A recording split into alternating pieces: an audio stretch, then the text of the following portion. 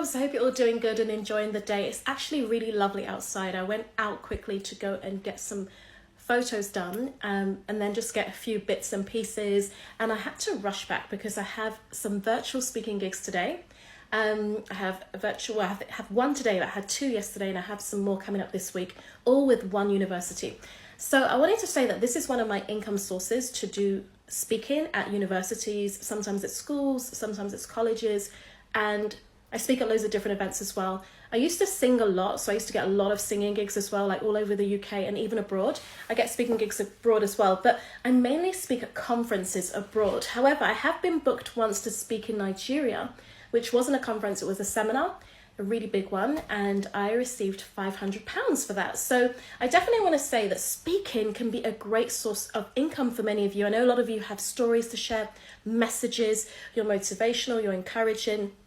And so I want to just quickly give you 3 quick tips on how to get speaking gigs. The first thing you want to do is basically get your message clear. So what you want to do in advance is get some presentation slides ready, act as if you're going to be booked for speaking gigs. Get some presentation slides ready, because because opportunities come like that, and if you're ready, you're going to attract the opportunities quicker. So know the topics you'd like to cover, have some themes ready, some slides ready. So you could maybe do about 3 different presentations ready on slides and everything. And that can be a great way to get going. If you don't want to use slides, you can actually prepare your notes. You can start to practice with a flipboard and a flip chart, like you can buy a flip chart, or whether it's just go to maybe an office space and test out using a flip chart or a whiteboard and just sort of play around with what you would do.